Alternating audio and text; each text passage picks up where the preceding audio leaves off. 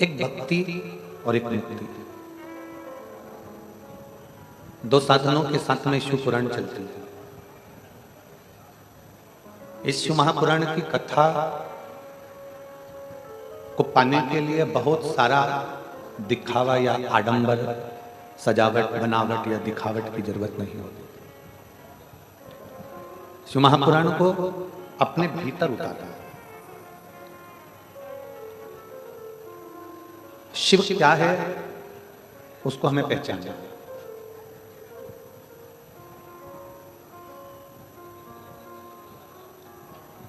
जैसे एक पत्थर के, पाषाण के शिवलिंग पर हम जल चढ़ाते हैं, पाषाण पर, पत्थर के शिवलिंग पर जल चढ़ाते हैं तो हमारा यह मन कहता है कि इसमें शंकर बसता है, इसमें शिव बसता है। ये हमारा मन है, ये हमारा चित्त का है। और जल चढ़ाते चढ़ाते चढ़ाते चढ़ाते जब बहुत समय निकल जाता है तो हमारा काम सफल भी हो जाता है। मतलब जिस शिवलिंग पे हम जल चढ़ा रहे हैं, जिस शिवलिंग पर हम पूजन कर रहे हैं, अर्चना कर रहे हैं, उसमें हमारा शंकर बसा हुआ है, उसमें मेरा देवाधिदेव महादेव बसा हुआ है। अब जैसे एक पाषाण में शिव बसा हुआ है, उसी तरह शिव महापुराण की कथा कहती है कि संसार में जन्म लेने वाले प्रत्येक जीव में शिव है। ऐसा कोई जीव नहीं जिसमें शिव नहीं। हर जीव में शिव बसा हुआ है, शंकर बसा हुआ है। जीव ही शिव है, शिव ही जीव है।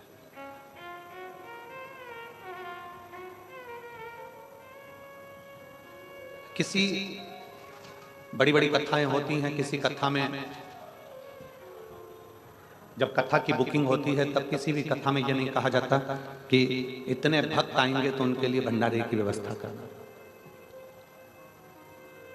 पर जब सीहोर में कथा की बुकिंग करी जाती है तो यह कहा जाता है कि जो भी शिव भक्त रात्रि को रुकेंगे उनके लिए मुख झूठा कराने के लिए भंडार व्यवस्था करना है। कारण ये इतने सारे जो जीव हैं, ये जीव नहीं, इनमें शिव है। और हम भगवान को भोग लगाएं ना लगाएं, पर इन जीवों को शिव समझकर अगर भोग लगाते हैं तो हमारा शिव कृपा करता है, हमारा शिव करुणा करता है। कितनी सुंदर बात लिखी है कि मंदिर में शंकर है और मंदिर के बाहर भी शंकर है। पूजन करने वाला भी शंकर है, जल चढ़ाने वाला भी शंकर है, और जल जिस पे चढ़ रहा है वो भी, बोलो बोलो जम के, शंकर। मंदिर में भी शंकर बैठा है और घर में भी शंकर बैठा है। आप लोगों ने कभी शंकर जी का एक फोटो देखा होगा जिसमें शंकर जी या कभी हरिद्वार गए होंगे, या कभी नर्मदा जी के तट पर गए होंगे, कभी महानदी के तट पर राजिम गए होंगे, तो कभी आपने शंकर जी का एक चित्र या मूर्ति देखी होगी जिसमें शंकर जी दोनों हाथों में लोटा लेकर जल अपने ऊपर डाला। ऐसी मूर्ति, दो हाथ और दो हाथ, चार हाथ हैं, दो हाथ से अपने ऊपर जल डाल रहा है। देखिए मूर्ति, फोटो का भी दर्शन करा होगा आपने, दोनों हाथों से जल चढ़ रहा है, दोनों हाथों से। मतलब ये भगवान शंकर की अविरल मूर्ति का दर्शन, फोटो का दर्शन, ये हमें बताता है कि तुम जो शंकर जी पे जल चढ़ा रहे हो उसमें भी शिव है, और जिस शिवलिंग पर जल चढ़ा रहे हो उसमें भी शिव है, कोई दूसरा नहीं। आज के जमाने में लोग कह देते हैं कि तुम भगवान शंकर को मत भजो, राम को मत भजो, कृष्ण को मत भजो, तुम इसको मत भजो, तुम उसको मत भजो, तुम हमारे धर्म में आ जाओ। केवल एक सनातन धर्म हमें बता देता है कि सब जीवों में परमात्मा बसा है। किसी भी धर्म में, किसी दूसरे धर्म में जीव का आदर करना नहीं सिखाया कि अरे ये मर जाएगा, इसको दुख होगा, ये कट जाएगा, इसको तकलीफ होगा। केवल एक सनातन धर्म ऐसा है जिसमें एक छोटी सी चींटी को भी अगर कष्ट होता है तो हम कहते हैं कि पाप लग जाएगा, भगवान दुखी हो जाएगा, क्योंकि जीव में शिव बसा है। हमारा सनातन धर्म किसी की हत्या करना नहीं सिखाता,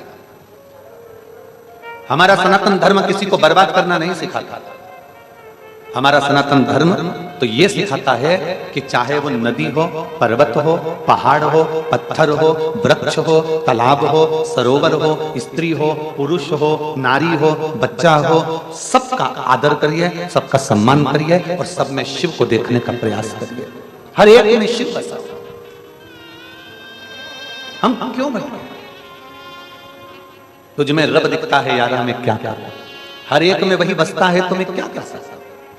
सब में वही नजर आ रहा है, सब में वही दिख रहा है, सबके भीतर वही समाया हुआ है, सबके भीतर उसी की ही ऊर्जा है, सभी के भीतर उसी की ही ज्योति है। तो फिर हम कैसे कहते हैं कि शंकर मंदिर में है? मेरी जीजियों, मेरे जीजाओं, मेरी माताओं, मेरी बेटियों, मेरे जीजाओं, मेरे भाई, मेरे बेटी बेटाओं से निवेदन है, आप एक लोटा जल लेकर जब शंकर जी के मंदिर में जाते हो ना, शिव के मंदिर में जब एक लोटा जल लेकर पहुंचते हो ना, तो ये मानकर चलना कि तुम्हारे मन में अगर आ गया कि मुझे एक लोटा जल शंकर के मंदिर में चढ़ाना है, तो समझ लेना कि अब शंकर जी ने सोच लिया कि तेरा दुख मिटाना है, इसलिए अपने मंदिर तक तुझे बुला रहा है।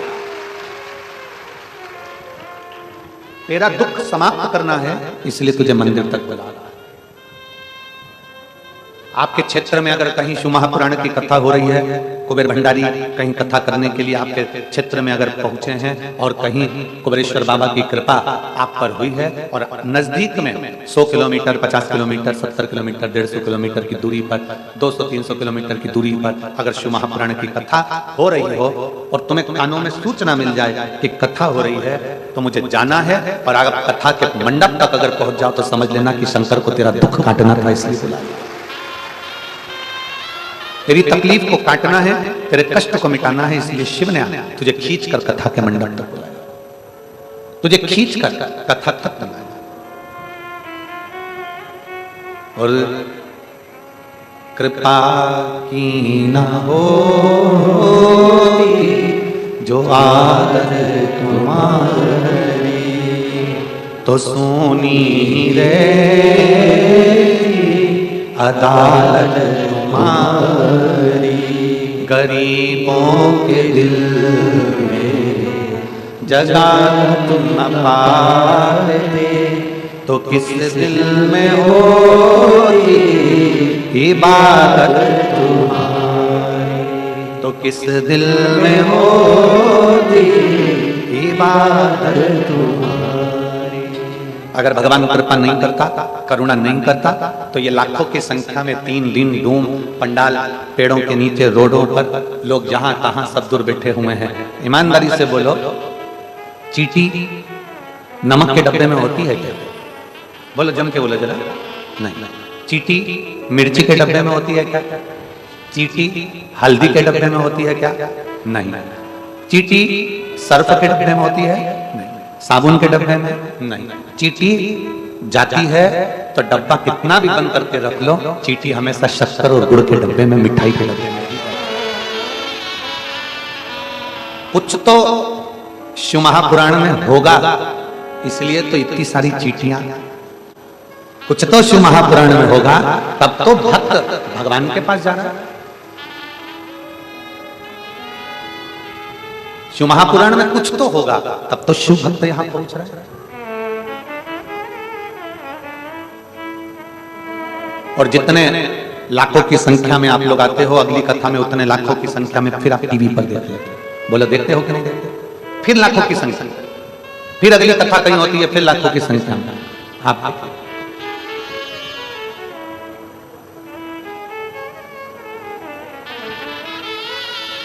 और वो आते हैं, कथा में कौन पहुंचता है? जो शंकर को एक लोटा जल चढ़ा रहा होता है।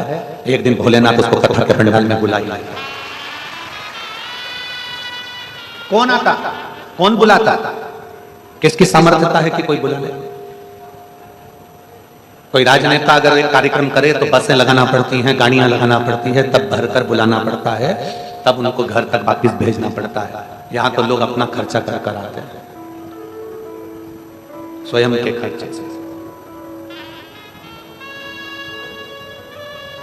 ना जाने कहां से 50-100 रुपए, 150-200 रुपए इकट्ठे करते हैं, तब अपने गांवों से चलते चलते धमतरी उतरते हैं, धमतरी से फिर जरा विचार करना, जहां बस छोड़ती है वहां से यहां तक आने में थोड़ा सा तो पैसा लगता ही है। परिश्रम करते करते, बाबा से विनय करते करते करते करते एक आस, छोटे छोटे बच्चे गोदी में हैं, बुजुर्ग लोग चले जा रहे हैं, कोई कोई के शरीर में कष्ट है, कोई बीमारी है, तो उसको भी धीरे धीरे पकड़ कर ला रहा है। और क्या आस क्या? एक पत्र में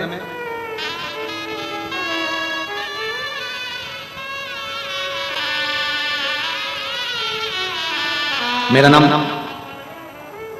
अंजू साहू है, मेरे पति का नाम हेमंत साहू है, मैं MG बार्ड कांकेर छत्तीसगढ़ की निवासी हूं। कहीं बैठी हूं और बच्चा अगर साथ में आया हो तो उसको लेकर व्यासपीठ के पास आ सकता हूं।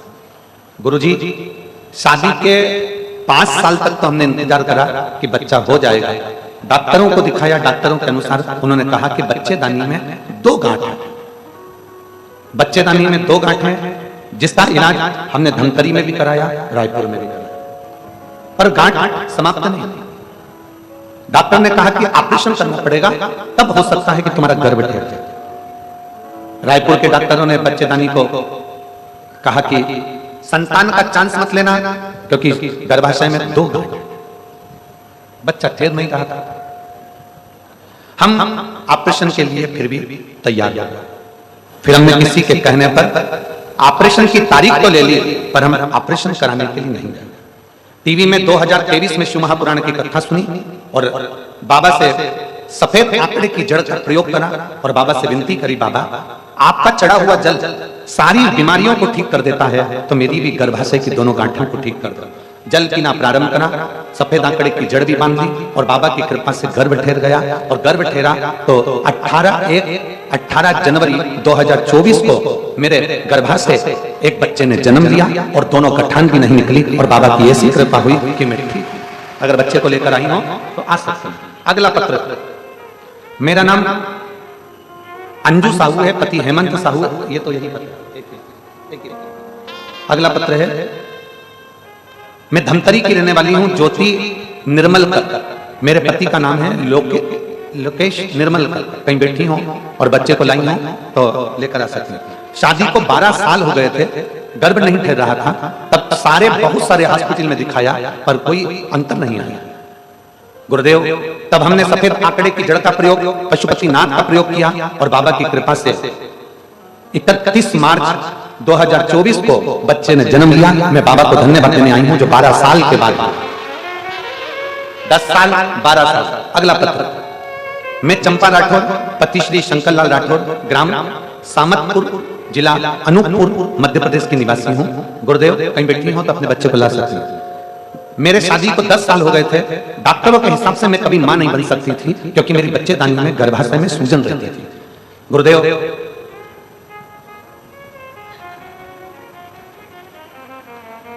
समय निकलता गया, पर मेरे गर्भ से संतान की प्राप्ति नहीं हुई। तब मैंने पशुपतिनाथ का व्रत किया और सफेद आंकड़े की जड़ का प्रयोग करा। बाबा की कृपा से 10 साल के बाद मुझे संतान की प्राप्ति हुई।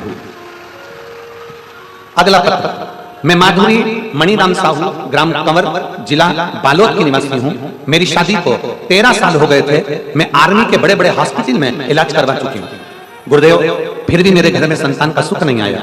बड़े बड़े हॉस्पिटल में इलाज कराने के बाद जब मैंने सफेद आंकड़े की जड़ का प्रयोग और पशुपतिनाथ का प्रयोग करा तो 14 साल बाद 27 जून 2023 को मेरे घर में बच्चे ने जन्म लिया। मैं बाबा को प्रणाम करने के लिए, जरा विचार करिएगा, चींटी नमक के डब्बे में नहीं जाएगी, चींटी सर्फ के डब्बे में नहीं जाएगी, चींटी मिठाई के डब्बे में ही जाएगी। उसी तरह भक्त यहाँ वहां नहीं जाता, शिव का भक्त तो शंकर की कथा में ही पहुंचकर दिल की बात करता है।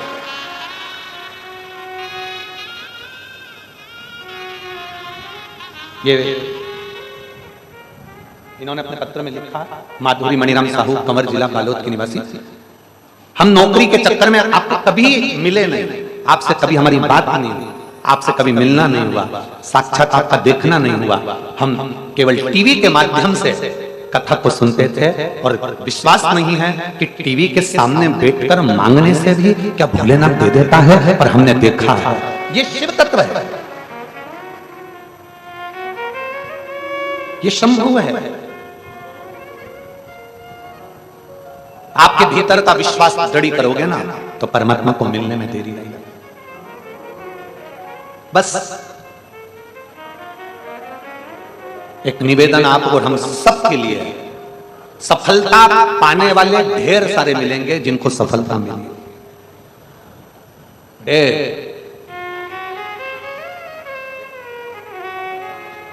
आप सबसे निवेदन है, भगवान आपको सफलता की सीढ़ी पर चढ़ा भी देता है। मेरा भोले बाबा आपको सफल बना भी देता है। सफलता पाने वाले ढेरों मिलेंगे पर संतुष्ट होने वाले बहुत कम मिलेंगे, बहुत। एक निवेदन संपूर्ण श्रोता भाई बहनों से जो टीवी चैनल के माध्यम से सुन रहे हो, जो यहाँ पंडाल में कथा सुन रहे हो, जो इस पितृपक्ष में अपना एक अंश मात्र दान देकर भी कथा का रसपान कर रहे हो, उन सभी से निवेदन है कि सफलता तो बहुत है, लोगों के पास मिल भी जाएगी, पर सफलता के साथ थोड़ी संतुष्टि रखें। सफलता के साथ में थोड़ा संतोष रखें।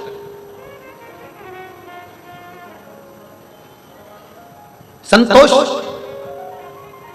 संतुष्टि मतलब मेरे घर में अगर गाड़ी नहीं है कोई बात नहीं,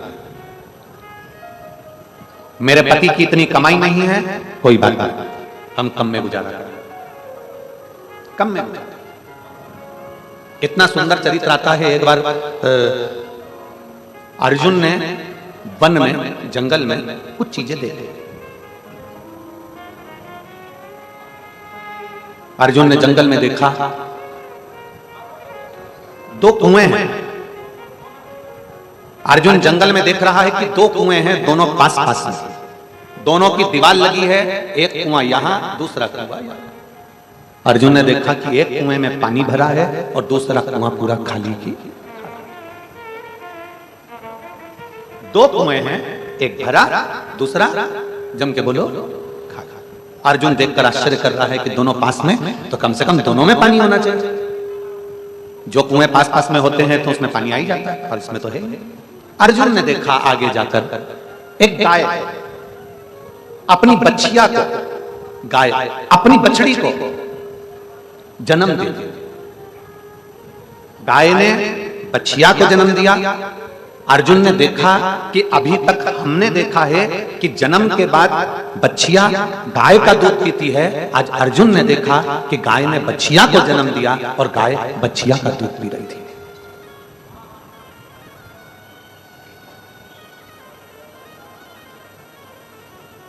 अर्जुन चक्कर खाने लगा, विस्मय हुआ, आश्चर्य हुआ। हमने देखा है कि गाय बछड़े को जन्म देती है, बछिया को जन्म देती है, गाय बछड़ी को जन्म देती है और बछड़ी गाय का दूध पीती है। पर आज अर्जुन ने देखा कि जिस बछिया को गाय ने जन्म दिया, गाय उस बछिया का दूध पी रही है। आश्चर्य। फिर आगे अर्जुन चले। अर्जुन ने चलते चलते फिर देखा एक हाथी, उसके दो मुंह, दो सूंड, दो मुख। हाथी के दो मुंह और हाथी दोनों मुख से भोजन कर रहा है तो भी हाथी का पेट नहीं भरा रहा।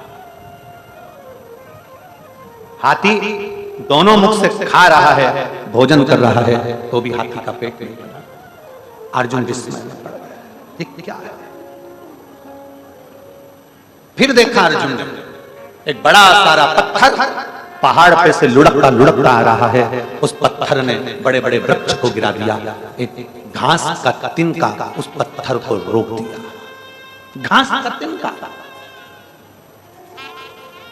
एक बड़ा सारा पत्थर पर्वत पे से लुढ़कता लुढ़कता आया, सारे वृक्षों को गिरा दिया, बड़े बड़े वृक्ष गिर गए, पर एक घास के तिनके ने उस पत्थर को रोक दिया। घास के तिनके ने उस पत्थर को ठेकाया, रोक। अर्जुन से सहन नहीं, आगे बढ़ा। सामने से द्वारकाधीश आ रहा है, सामने से भगवान द्वारिकानाथ भगवान कृष्ण रथ पर सवार होकर आ रहे थे। अर्जुन ने हाथ देकर रथ को रोका, रथ रोककर प्रणाम किया, जय द्वारकानाथ, जय द्वारकाधीश।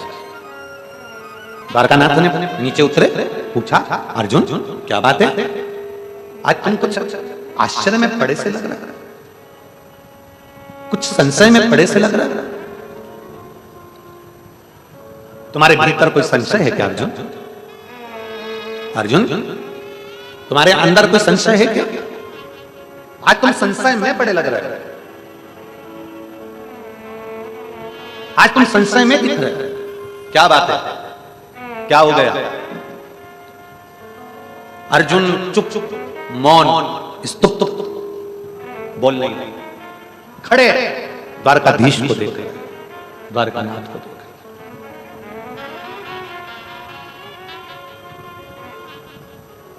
एकदम मौन होकर, स्तुप्त होकर खड़े खड़े देख रहे, खड़े। द्वारकाधीश बार बार पूछ रहे हैं, अर्जुन बोलो, अर्जुन बोलो, पर बोलो।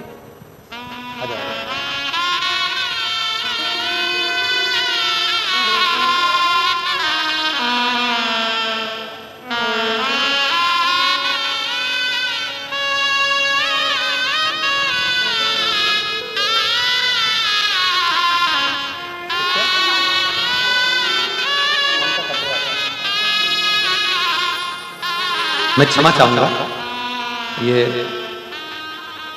चंपा राठौर पति शंकर लाल राठौर, ग्राम समतपुर, जिला अनूपपुर, हमें पत्र पढ़ने में थोड़ी गलती हो गई। ये बच्चा 10 साल बाद नहीं 40 साल बाद हुआ है। मैं क्षमा चाहूंगा, बहुत बहुत मेरे पत्र पढ़ने में थोड़ी गलती हो गई। मैं उसको 10 वर्ष पढ़ दिया, पर ये बच्चा 40 साल के बाद हुआ है। 40 साल।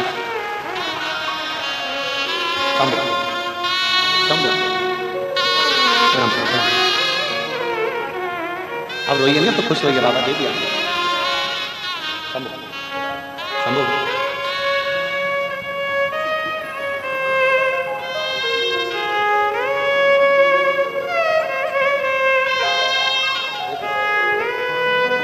खुश होकर जाओ, खुश हो, खुश हो एकदम, आंसू को पूरे आनंद।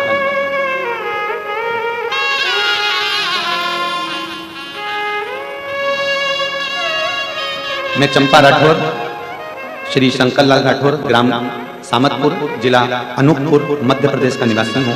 मेरा मोबाइल नंबर ये है। हमें पढ़ने में थोड़ा लगा, हम 10 वर्ष बोले, ये 40 वर्ष के बाद ये बच्चे ने जन्म लिया है। 40 वर्ष। एक शिव तत्व अर्जुन आश्चर्य में पड़ा, अर्जुन विस्मयता में पड़ा हुआ। मौन होकर अर्जुन द्वारकानाथ को देख रहा है। द्वारिकाधीश अर्जुन को देख रहे हैं, अर्जुन द्वारिकानाथ को देख रहा है। द्वारिकाधीश पूछ रहे हैं, अर्जुन क्या हो गया, बोलो। तब अर्जुन ने कहा, आज मैंने बहुत आश्चर्य की चीजें देखी है, बहुत आश्चर्य की चीजें देखी। क्या देखा आश्चर्य में? आश्चर्य में देखा क्या देखा? अर्जुन ने कहा, मैंने देखा 2 कुएं पास पास में हैं, एक में पानी भरा, एक खाली है। भगवान द्वारकानाथ ने कहा, अर्जुन ये चिंता का विषय नहीं है, अब कलयुग आ गया है, ये कलयुग का दर्शन कराता है। 2 कुआं मतलब 2 कुएं पास पास में हैं, एक में पानी, एक खाली, मतलब कलयुग में एक भाई के पास तो बहुत संपदा होगी और दूसरा भाई कंगाल होगा। साधारण। अर्जुन ने कहा, मैंने और विस्मय देखा, एक गाय ने बच्चिया को जन्म दिया, गाय ने अपने बच्चे को जन्म दिया।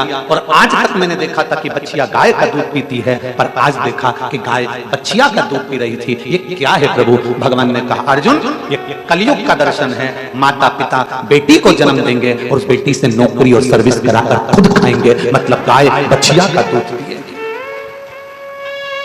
अर्जुन ने कहा, मैंने एक विस्मय और देखा, हाथी के 2 मुख थे, दोनों मुख से भोजन कर रहा था, पर हाथी का पेट नहीं भरा रहा था। अर्जुन चिंता मत कर, कलयुग में एक एक व्यक्ति की 2-2 काम होंगे, एक एक व्यक्ति की 2-2 दुकानें होंगी, एक एक व्यक्ति की 2-2 व्यापार होंगे, तो भी घर का गुजारा नहीं हो पाएगा, घर खाली की खाली। अर्जुन ने कहा, मैंने एक विस्मय और देखी, एक बड़ा पत्थर पहाड़ पे से लुढ़कता लुढ़कता आ रहा है, बड़े बड़े वृक्षों को उसने गिरा दिया, एक घास के तिनके ने उस पत्थर को रोक दिया। वो क्या है? तब भगवान कृष्ण ने कहा, अर्जुन ये कलयुग रूपी पत्थर जब लुढ़क कर आएगा ना, सारे धर्म और शास्त्र को गिरा देगा, केवल शिव महापुराण का एक तिनका इस कलयुग को आगे बढ़ने नहीं देगा। अर्जुन शिव महापुराण का एक तिनका इस कलयुग को आगे बढ़ने नहीं देगा। इसलिए दुनिया के लोग कहते हैं कि कलयुग में शिव युग आ रहा है। कौन सा युग है? शिव युग। कलयुग में शिव युग है। बड़े बड़े ये कलयुग जब आएगा, बड़े बड़े धर्म शास्त्र ना जाने कितनों कितनों को गिराते गिराते जाएगा, तब एक शिव महापुराण रूपी छोटा सा तिनका शंकर की कथा शिव पुराण इस कलयुग को रोकने का काम करती है। इसलिए गांव गांव नगर नगर शहर शहर में आज शिव महापुराण की कथा चल रही है। पहले हरिद्वार, उज्जैन, प्रयागराज, नासिक यहां पर कुंभ लगता था। आज के समय में इस शिव महापुराण की कथा का ऐसी कृपा है बाबा भोलेनाथ की कि जहां कथा हो वहां कुंभ जैसा नजारा प्रत्येक 7 दिन में लगता है। प्रत्येक शिव तत्व को पहचाना, मेरे ओघरदानी को पहचानो, मेरे शंभू को पहचानो, मेरे शंकर को पहचानो। अंजू साहब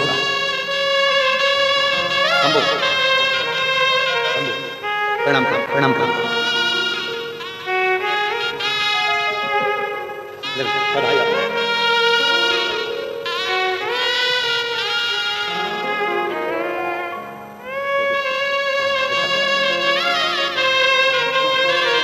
बधाई। शिव को पहचाना और जिस दिन तुम भगवान शंकर को पहचान गए, क्यों क्यों कहते हैं? क्यों कि एक लोटा जल सारी समस्या का हल। क्यों कहते हैं? जपो। एक एक व्यक्ति के मुख पर भजन के रूप में शंकर की शिव पुराण का मूल तत्व आ जाना चाहिए। श्री शिवाय नमस्तुभ्यं। सब बोलो साथ में।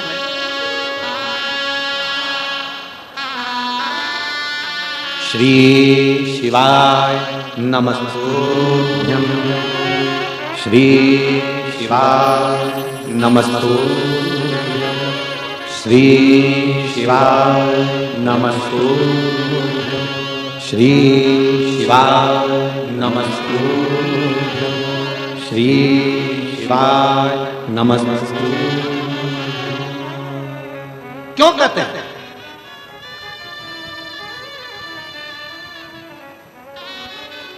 पूरी दुनिया के लोग कहें इसको मत बोलो, पूरी दुनिया के लोग कहें शंकर को जल ना चढ़ाओ, पूरी दुनिया, क्योंकि लोग कहीं ना कहीं सनातन धर्म को कहीं ना कहीं काटने का प्रयास है।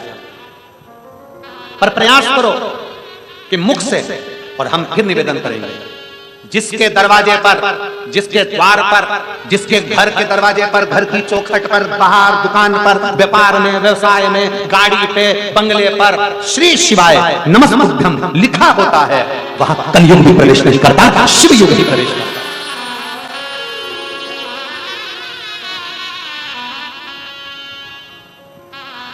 वहां शिव है और केवल अकेला शंकर नहीं। श्री शिवाय नमस्तुभ्यं में मेरे शंकर, पार्वती, गणेश, कार्तिकेय, रिद्धि, सिद्धि, जया, विषहरा, शामली, बादी, दौतली, देव, अशोक सुंदरी, शिव के नंदी और सब तुम्हारे रक्षा करने के लिए श्री शिवाय नमस्तुभ्यं में विराज। हमारी बात पर भी भरोसा नहीं हो तो गीता प्रेस गोरखपुर की शिव महापुराण लेकर आओ, उसकी विदेश्वर संहिता को पढ़ो, उसमें निकालो कि श्री शिवाय नमस्तुभ्यं का मतलब क्या है। उसमें लिखा है श्री शिवाय नमस्तुभ्यं बोलने वाले के केवल मुख का दर्शन कर लो तो भी हजारों अश्वमेध यज्ञ का फल प्राप्त हो जाता है। हमारे दोष मिट जाते हैं, हमारे कष्ट मिट जाते हैं, हमारे दुख मिट जाते हैं। उसको पढ़ो, अध्ययन करो।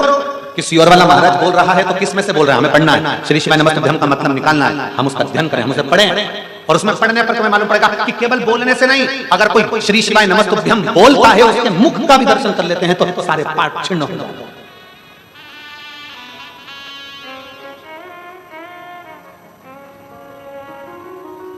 कभी लिख कर देखिए अपने दरवाजे पर, उठाओ चंदन कंकु और लिख दो श्री शिवाय नमस्तुभ्यं। कभी लिख कर देखिए अपनी गाड़ी पर, कभी लिख कर देखिए अपने व्यापार में। उस तत्व का आनंद क्या है, उसको बोलने का सुख क्या है। क्योंकि यहाँ एक बड़ा सारा पत्थर लुढ़कते लुढ़कते आ रहा है, बड़े बड़े वृक्ष को गिरा दिया और एक घास के तिनके ने उस पत्थर को रोक दिया। वो घास का तिनका कलयुग को रोकने के लिए भगवान कृष्ण कहते हैं, रे ए अर्जुन ये बड़े सारे कलयुग को आने से रोकने के लिए केवल एक शिव महापुराण ऐसी है जो कलयुग को भी आगे नहीं बढ़ने देती है, वहीं की वहीं फेरा देती है। शिव युग आया, वो शिव युग है। एक पत्र,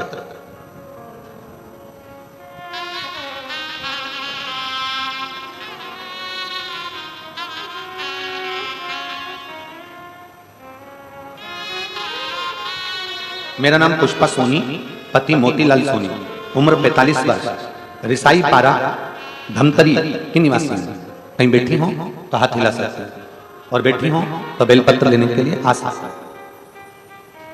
मेरा नाम पुष्पा सोनी, पति मोतीलाल सोनी, उम्र 45 वर्ष, रिसाई पारा धमतरी की निवासी हूं गुरुदेव।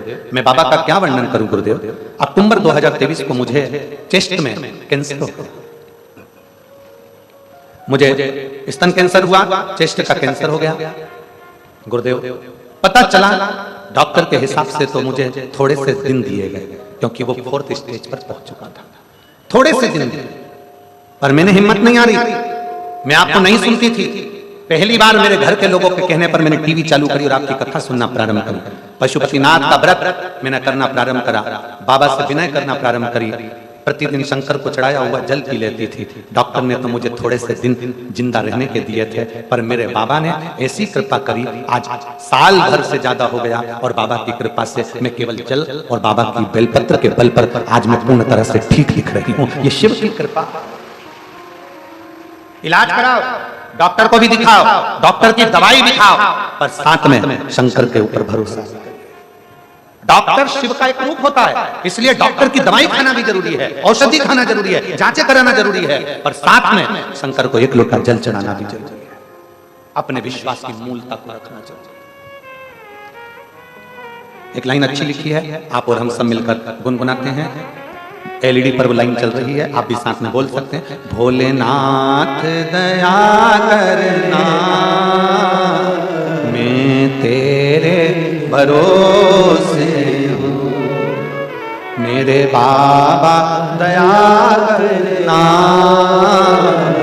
मैं तेरे भरोसे हूँ, ना घर के भरोसे हूँ, ना परिवार के भरोसे हूँ, ना घर के भरोसे हूँ, ना परिवार के भरोसे हूँ। भोले बाबा दया करना, मैं तेरे भरोसे हूँ, मेरे बाबा दया करना, मैं तेरे भरोसे हूँ। हम उसके आश्रित हो जाते। कलयुग रूपी पत्थर आएगा, कलयुग अपना पसारा फैलाएगा, कलयुग अपना पांव आगे बढ़ाएगा, और उस कलयुग को रोकने के लिए शंकर की कथा मूल है। मूल कलयुग को रोकने के लिए शिव पर चढ़ाया गया एक लोटा जल जरूरी है।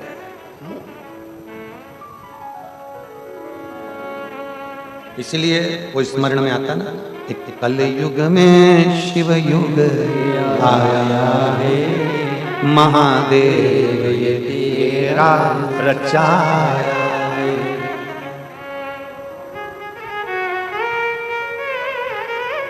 बाबा ये तेरा रचाया। कलयुग में शिव युग आया, महादेव ये तेरा गुरुदेव ये तेरा रचाया है, गुरुदेव ये तेरा रचाया है, महादेव ये तेरा रचाया है, महादेव ये तेरा रचाया है। कलयुग में शिव युग आया है, महादेव ये तेरा रचाया है। कलयुग में शिव युग आया है, मेरे बाबा ये तेरा रचाया ये तेरा रचाया।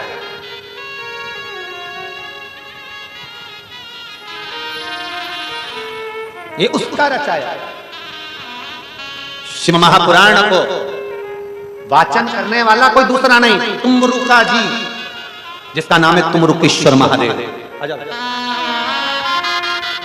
शिव महापुराण को सुनने वाला कोई दूसरा नहीं, जिसका नाम है ईश्वर जी गोरा जी स्वयं शिव।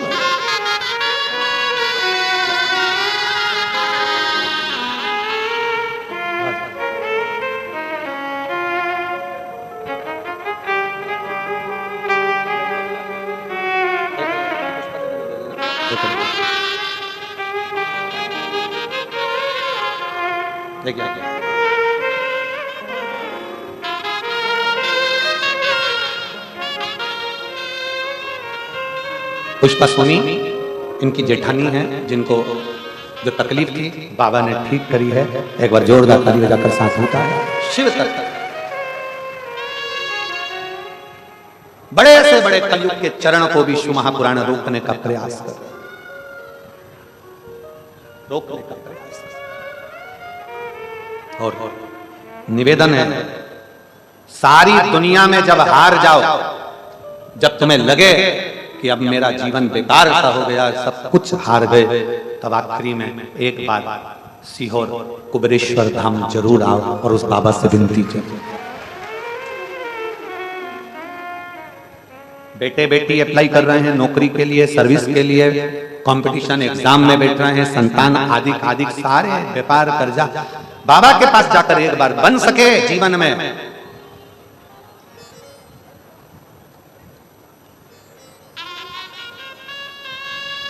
उसकी कंकर को उठाकर उसके पूजन कर कर उससे विनय कर, कंकर उठाकर उससे विनय कर निवेदन करिए, पूजन करिए और उससे कहिए बाबा से विनय करिए, स्वीकार करिए। लाखों के दुखड़े जो तू हर गया डमरू वाले, तो मेरे दुखड़ों को देख कर क्यों डर गया डमरू, क्यों डर गया, किस लिए? शिव के प्रति भरोसा दृढ़ कर, शंकर के प्रति विश्वास को दृढ़ कर,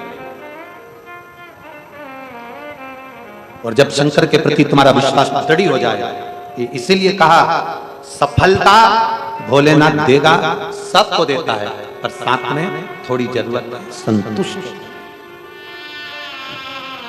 थोड़ी जरूरत है संतुष्ट, संतुष्ट।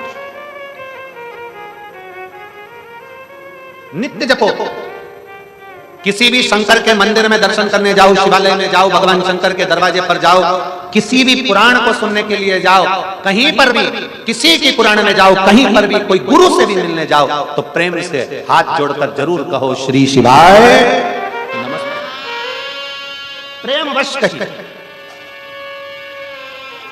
प्रेम। और कोई जल्दी बनता है, कोई लेट बनता है, शंकर को जल चढ़ाने वाला एक दिन सेठ जरूर बनता है, ये निश्चित निश्चित। बस अपने अंदर पाप मत आने देना, अपने अंदर छल मत आने देना, अपने अंदर कपट मत आने देना। अपने अंदर छल कपट आ गया तो छल के बल पर कभी जल्दी काम नहीं करता। भला करिए,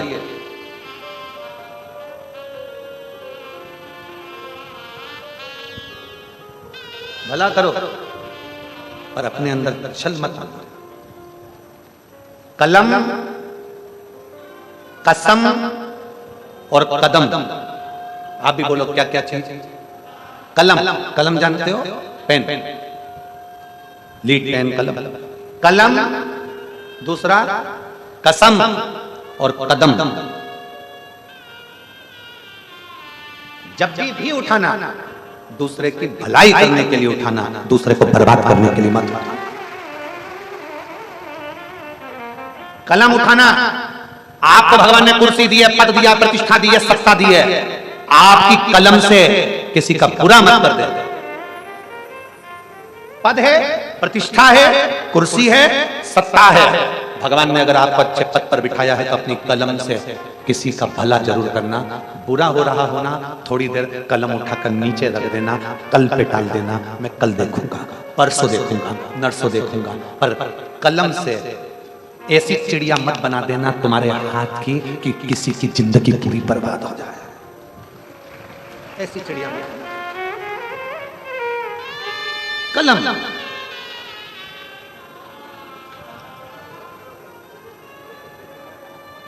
मेरे पत्रकार बंधु यहां पर बैठे हुए हैं। मेरे पत्रकार की कलम में भी वो दम होती है कि वो कलम के बल पर अपनी कलम अगर सत्यता में चला दे तो उस कलम के बल पर अच्छे अच्छे बेईमान को भी झुका कर मारता है। पत्रकार की कलम में वो दम होती है। कलम चलाना पर जनहित के लिए चलाना, राष्ट्र हित के लिए, देश हित के लिए, और किसी का भला हो सके उसके लिए कलम चलाना। दूसरे नंबर पर है कसम। कसम खाओ, पर ऐसी वैसी कसम नहीं। ऐसी कसम खाने वाले तो ढेर होते हैं। एक व्यक्ति ने एक गुरुजी से कहा, गुरुजी हमें तुम्हारा फोटो चाहिए। गुरुजी ने कहा मेरे फोटो का क्या करोगे, मैं तो तुम्हारे दिल में बसा हूं, फोटो का क्या करोगे? गुरुजी दुकान में लगाना है। दुकान में क्यों लगाना है? गुरुजी ग्राहक आते हैं ना तो बार बार कसम खाना पड़ता है।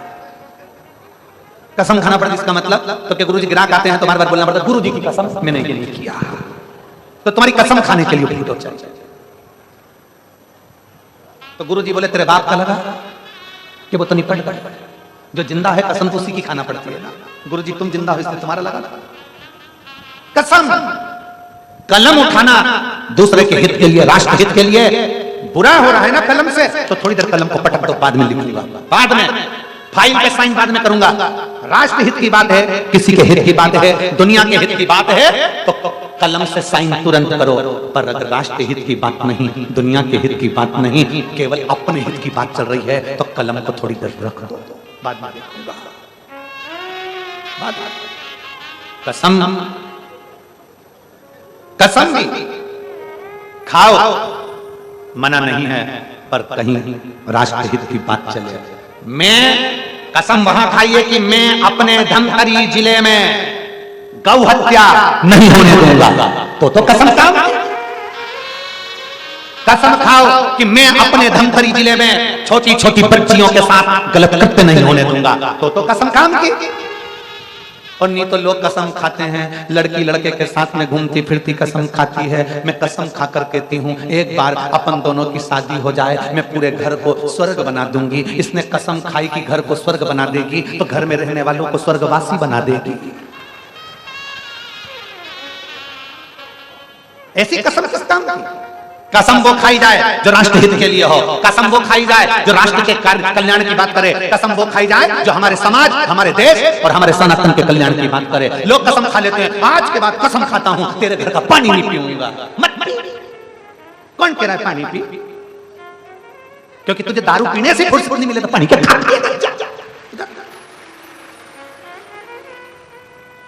काय को पिए? आज के बाद कसम खाता हूं मैं तेरा मुंडा नहीं देखूंगा। मत देख, मोबाइल से तो फुर्सत मिले, पहले इनका तो मुंडा देख ले तो दूसरे का देख। ऐसी कसम किसका? कसम खाता हूं। इतना जोश अगर तुम्हारे अंदर, तुम्हारे भीतर अगर इतना जोश उठ रहा है तो कसम खा कि मेरे क्षेत्र की किसी बेटी को कोई गलत दृष्टि से नहीं देखेगा। इतना जोश अपने अंदर उठ रहा है कि मैं कसम खाता हूं आज के बाद तेरे घर का पानी नहीं पीऊंगा, तो कसम खा कि मेरे क्षेत्र के अंदर मैं गौ हत्या नहीं होने दूंगा, तो कसम। लोग माला पिनाएंगे तेरी कसम के चक्कर में, ये कसम किसी काम की नहीं, पानी नहीं पीऊंगा। मत पी, क्योंकि पहले ही तो टन है। और ऐसे बेवड़ाउन पानी पिया हमारे घर का वैसे स्वर्ग नहीं मिलेगा। कसम खाओ तो ऐसी खाओ जो जग कल्याण की। कभी पत्नी से झगड़ा होता है तो कसम खा लेते हैं, आज के बाद मैं तेरे से मुंह करूंगा ही नहीं, तेरे से बकवास नहीं करूंगा, तेरा मुंह नहीं देखूंगा, बल्कि कसम खा आज से, आज के बाद नहीं, आज से कसम खाता हूं तुझे इतना प्रेम करूंगा कि तेरे मुख से अब शब्द नहीं निकलेगा। प्रेम करूंगा। हम दुश्मनी करने की बात करते हैं, कसम खाकर हम दुश्मनी करने की बात करते हैं। कसम खा ली पानी नहीं पीऊंगा, कसम खा ली तेरे मोबाइल को हाथ नहीं लगाऊंगा। पत्नी पत्नी में लड़ाई हो जाता है, आज मैं तुम्हारा मोबाइल नहीं छूंगी, ये पड़ा नहीं छूंगी, जा। सास बहू आपस में कसम खा लेती हैं, मैं मेरी बहू क्या की चाह नहीं पीऊंगी, भले मर जाऊं। कई सासों कह देती हैं, मेरी बहू मेरा मुंह नहीं देखेगी, मैं मर जाऊं। मरने के बाद नीचे आके बोलेगी कि हाथ मत लगा, मरने के बाद नीचे आके बोलेगी कि मैं तेरा मुंह नहीं देखूंगी। तो ऐसी बात करो क्यों? श्रेष्ठ बात करिए। कलम, क्या क्या चीज बोलो जम के, कलम, कसम और कदम। कदम भी वहां लेकर जाना जहां अच्छा कार्य हो रहा हो।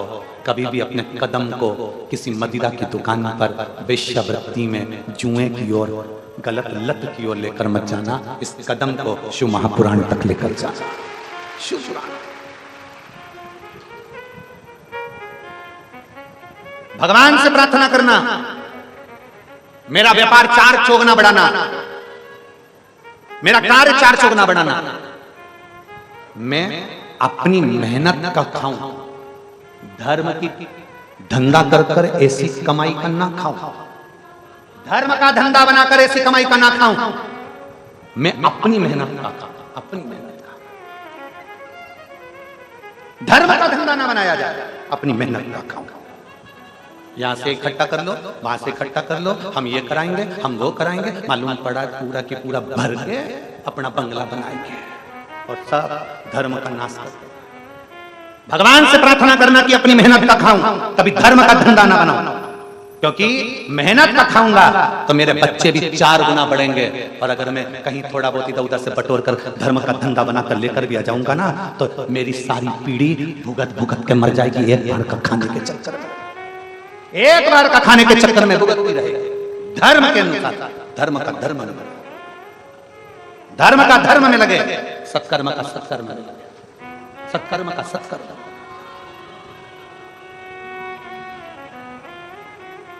भक्ति, विश्वास, दृढ़ता, भरोसा एक श्रेष्ठता का भाव प्रकट करती है। इसलिए शिव महापुराण की कथा कहती है, कलम, वापिस बोलो, सब लोग साथ में बोलिए, क्या क्या, कलम, कसम और कदम उठाना, पर अच्छे के लिए, राष्ट्र हित के लिए, सनातन धर्म के हित के लिए, जगत कल्याण के लिए उठाना, जगत कल्याण। बहुत खुश होना जिस दिन शंकर जी के मंदिर में जल चढ़ाने के लिए रोज जाओ तो रोज खुश हो। शिवालय में जाकर जल चढ़ाते समय बाबा को धन्यवाद दो कि तूने बड़ी कृपा करी जो मुझे तेरे मंदिर तक बुला रहा है। शिव महापुराण की कथा सुनने के लिए अगर आओ तो बाबा को धन्यवाद दिया करो कि तूने कृपा करी जो मुझे शिव पुराण तक बुलाया। ये कथा तो आज 11 बजे विराम हो जाएगी, 1 बजे टीवी पर आ जाएगा। कल का दिन छूटेगा, परसों से कथा 26 तारीख से फिर वापिस 26 सितंबर से 2 अक्टूबर तक परसों से कथा 1 बजे से 4 बजे तक। साईगोल कंपनी, मनमान रोड, हिसवल, नांदगांव, जिला नासिक में ये पवित्र कथा 26 तारीख से चालू हो जाएगी।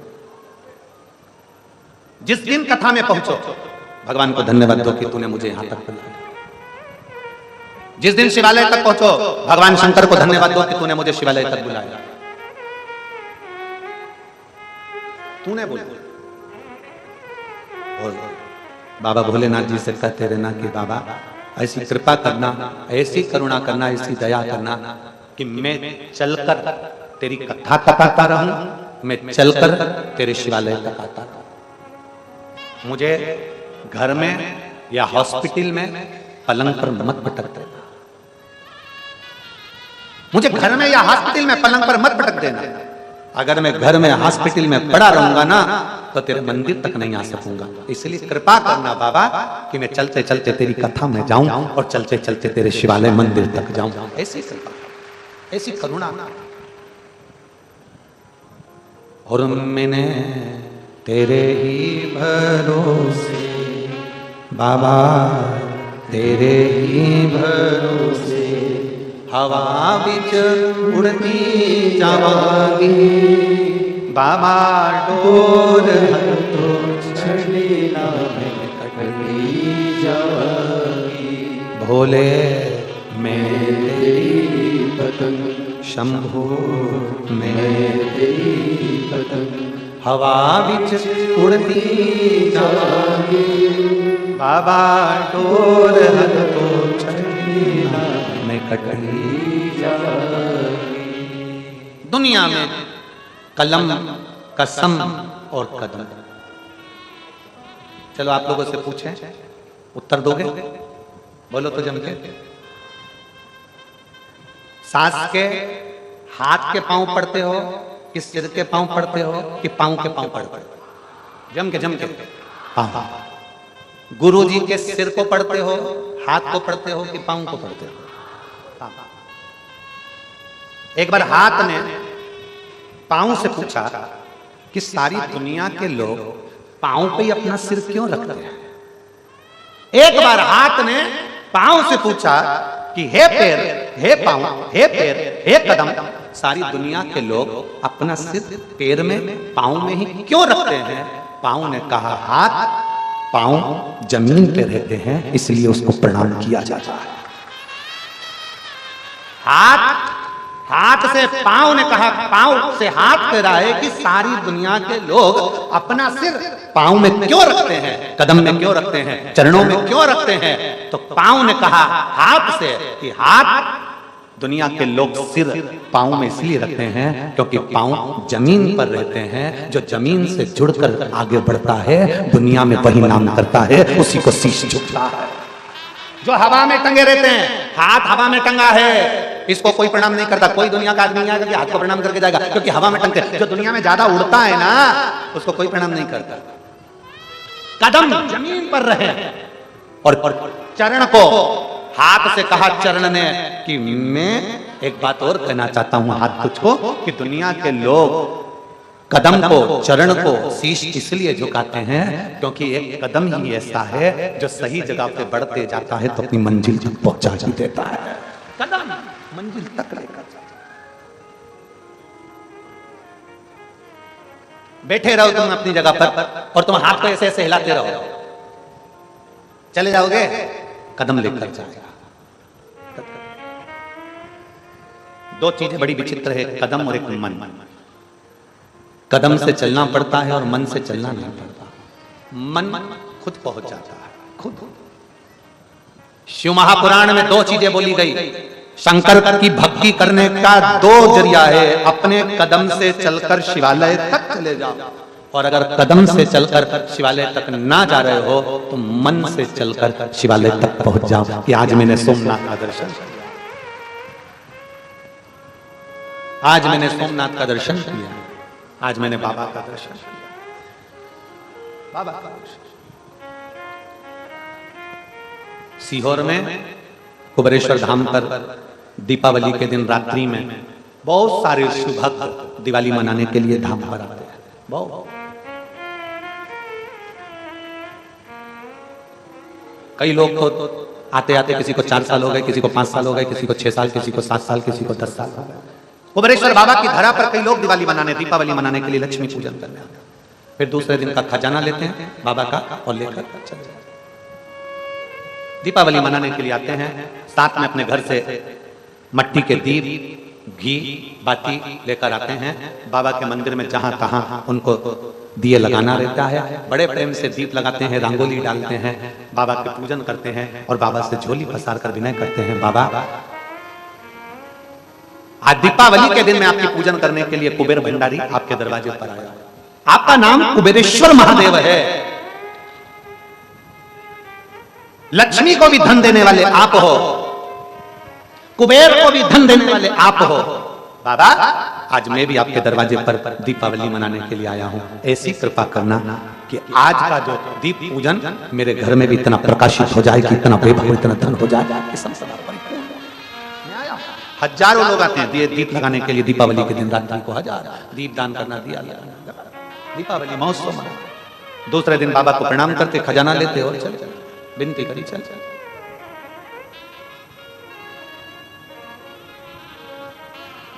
विश्वास, भरोसा शिव के प्रति जाओ। आप जाओ शंकर के शिवालय में 2 तरह से जाया जाता है। एक अपने कदम से चलकर जाते हैं, दूसरे अपने मन से चलकर जाते हैं। कदम से चलकर जिस दिन आप शंकर के शिवालय तक ना पहुंचे उस दिन मन से जाना कि मैं यहाँ बैठे बैठे आज भगवान शंकर की कथा में कांटाकुर्डी पहुंच गई हूँ, मैं कथा को श्रवण कर रही हूँ। आज मेरा मन सोमनाथ पहुंच गया, आज मैंने केदारेश्वर का दर्शन कर, स्वप्न में नहीं, सपने में नहीं, बैठे बैठे कभी विचार करा करो आज मैं काशी जाऊंगा, मन से काशी पहुंच जाओ। जिस दिन जब तुम फ्री हो एकांत में बैठ गए, मोबाइल को थोड़ा साइड में रखकर बड़े दिल से पहुंच जाओ, काशी में मुझे जाना है, बाबा का दर्शन करना, गंगा नहाना, विश्वनाथ का दर्शन करना, नाऊंगी जरूर। एक सास एक बहू, दोनों में अंतर। सास बहू का आपस में इतना प्रेम था कि एक दूसरे के बिना रहती नहीं थी। एक दिन सास के भाई ने, बहू के मामा ससुर ने सास के भाई ने कह दिया जी काशी चलना। तो जी सास ने बोला मैं अकेली नहीं जाऊंगी, मेरी बहू को लेकर जाऊंगी। नहीं, अपन सब बुजुर्ग जा रहे हैं तो ये बहू का क्या काम है, बहू नहीं जाएंगे। सास से मना कर दिया भाई ने। बहू की आंख में जल भर गया, सास भी रोने लगी। तो बहू ने कहा माँ चिंता मत करो, मामा जी अगर आपको ले जा रहे हैं तो आप चले जाओ। सास चली, बहू को गले लगाया, गले लगाकर सास मामा के साथ में अपने भाई के साथ काशी चल दी। ट्रेन में बैठ गई, ट्रेन में बैठी, बैठते से बड़े प्रेम के साथ जब चली गंगा नहाने के लिए। काशी में पहुंचने के बाद मामा और ये बहन दोनों गंगा नहा रहे थे। नहाते नहाते आज बहू के मन में आया आज मेरी सास सवेरे गंगा नहा रही है, मैं भी गंगा नहा लेती हूँ। इतना बड़ा भगोना लिया बर्तन, उसमें डाल लिया पानी, उसमें एक ढक्कन गंगा जल और बैठ गई उसी के अंदर और लोटा भर भर के डालने लगी। बहू, सास नहा रही थी गंगा, बहू नहा रही थी भगोने के अंदर बैठकर, बर्तन के अंदर बैठकर गंगा। तभी सास के हाथ की अंगूठी गंगा में गिर गई। सास ने आवाज लगाई मेरी अंगूठी गिर गई, ढूंढा मिल नहीं रही है। तब बहू गंगा नहाते नहाते बोली गंगा मैया हे विश्वनाथ मेरी सास भी गंगा नहा रही है, मैं भी गंगा नहा रही हूँ। मेरी सास चलकर कदम से चलकर गंगा तक पहुंची है, मैं मन से गंगा तक पहुंची हूँ। मेरे मन के स्नान को स्वीकार कर लेना गंगा मैया। बहू घर में नहा रही, सास वहां नहा रही, अंगूठी चली गई। सास वापिस आई, बहू को गले लगाया, लगाते से देखा कि बहू के हाथ में अंगूठी है। सास ने कहा ये अंगूठी तो मेरी गंगा में गिर गई थी, ये अंगूठी तेरे पास कैसे आई? बहू ने कहा माँ सुबह आप वहां गंगा नहा रहे थे, मैंने यहाँ बर्तन में जल भरकर गंगा नहाया तो उस बर्तन के अंदर मुझे ये अंगूठी मिली, इसलिए मैंने पहन ली। अर्थात कदम से चलकर गंगा नहाने वाली का भी मन से गंगा स्नान का भी पुण्य प्राप्त हो जाए।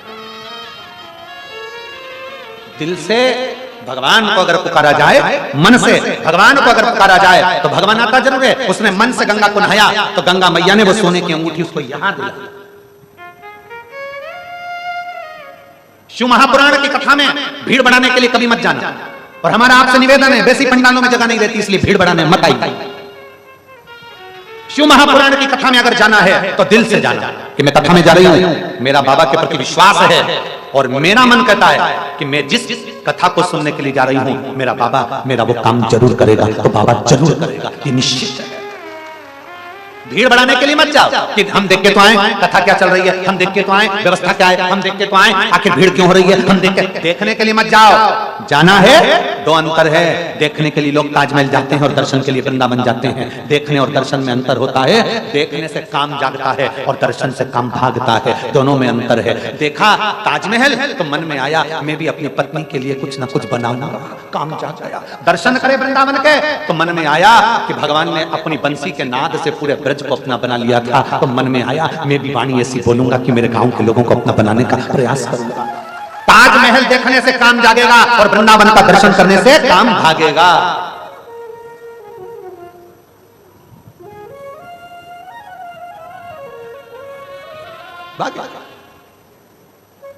अपने भीतर भाव को उत्पन्न करो, मन से बचो ना। जिसका दिल लगे तो कथा में आओ, दिल ना लगे ना तो तुरंत उठ के चले जाओ। नहीं लग रहा हमारा मन, हमें तो कथा कई लोग ऐसे आते हैं जो कथा में जिनका मन नहीं लगता, काय को आ जाते फालतू का टाइम बर्बाद करने के लिए। घर पे रहो, चाउमीन खाओ। और आजकल नया नया चीज खाने का हो गया, कुत्ता, कुत्ता बोलते कुत्ता, हार्ड डॉग, हाँ जो भी है तुम जो हमें तुम्हारा मन खड़े होगा। पर इतना जरूर याद रखना,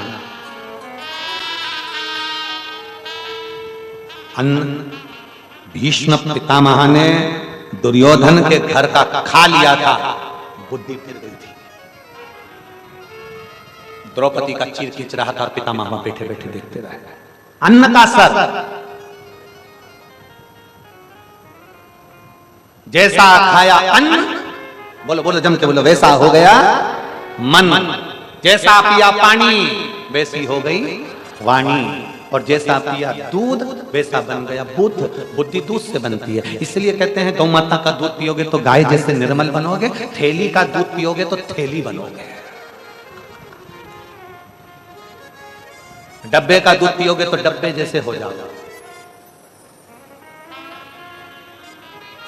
गौ माता के दूध का पान करके गौ माता विचार मन शुद्ध बनाने का प्रयास करिए, और जब जब मन शुद्ध हो जाएगा तो शिव तत्व अवश्य मिलेगा।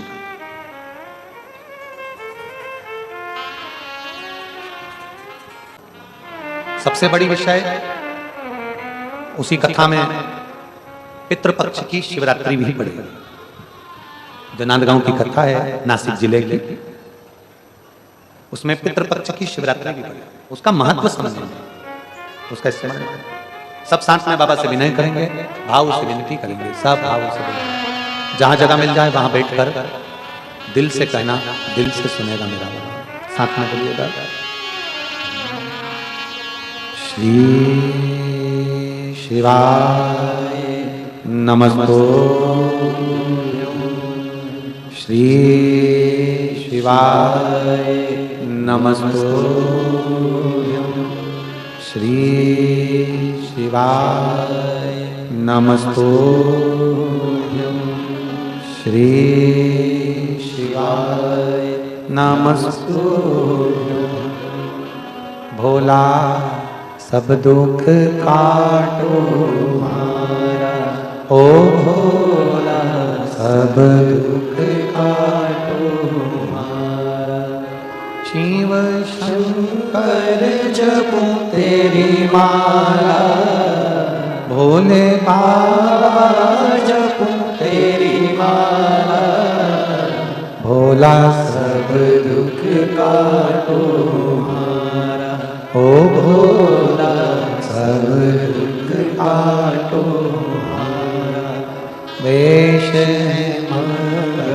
मंगलकारी, वेश मंगलकारी।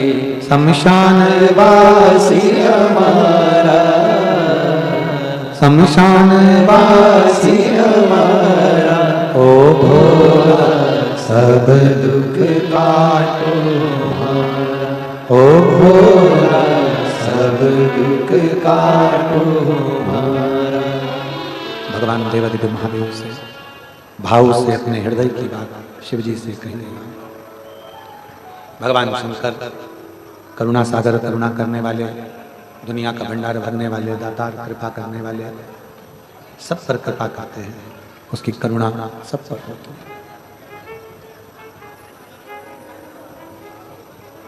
कलम, कसम और कदम ध्यान रखकर उठाइएगा,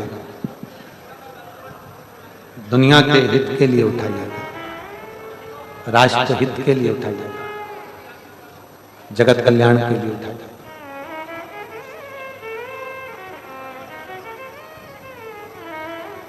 शिव महापुराण की कथा कहती है,